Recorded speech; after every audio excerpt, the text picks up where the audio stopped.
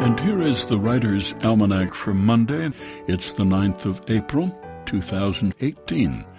153 years ago today, 1865, General Robert E. Lee surrendered the Army of Northern Virginia to Ulysses S. Grant, which effectively ended the American Civil War. Union troops had driven Lee out of Richmond. They'd blocked his route back to North Carolina. His troops had no more food or supplies. The Union Army was hounding them wherever they went. Men were deserting from Lee's army in growing numbers, and those who stayed seemed doomed. And so Lee said it would be useless and therefore cruel to provoke the further effusion of blood, and I have arranged to meet with General Grant with a view to surrender.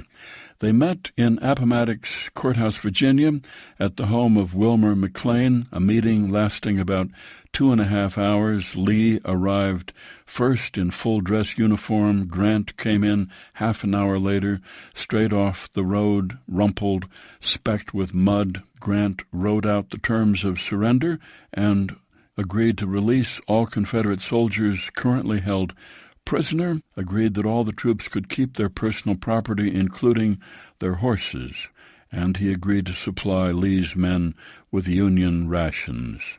The meeting was over at about 4 o'clock, and for all intents and purposes, so was the war, which had cost some 630,000 American lives.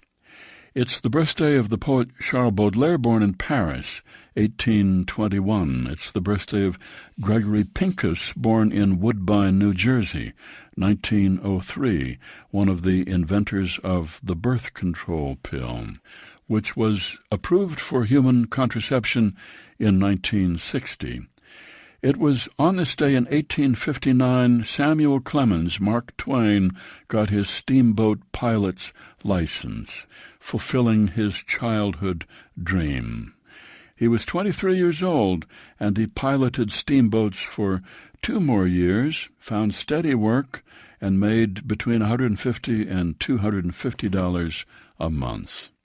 And it's the birthday of Hugh Hefner, Chicago, 1926, who was writing promotional copy for Esquire magazine when he got the idea for a new magazine, a lifestyle magazine for single men. He financed it with $600 of his own money and $1,000 he got from his mother, and put out the first issue of Playboy out of his kitchen in Hyde Park, Chicago, featuring a nude photograph of Marilyn Monroe, for which he paid $200. The magazine sold out very quickly. Here's a poem for today by Lawrence Ferlinghetti from A Far Rockaway of the Heart, number 64.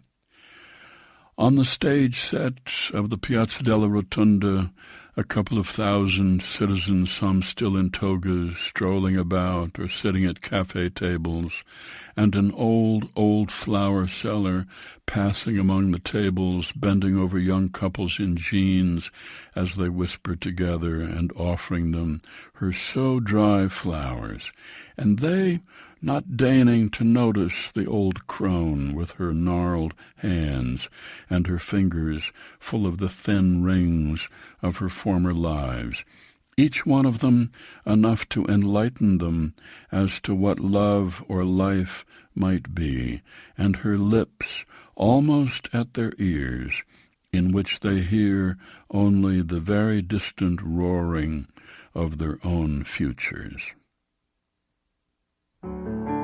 A poem by Lawrence Ferlinghetti, number 64, from A Far Rockaway of the Heart, published by New Directions and used by permission here on the Writer's Almanac. Supported by the Poetry Foundation, throughout the month of April, their favorite poem project, Florida, invites Floridians to submit their favorite poem.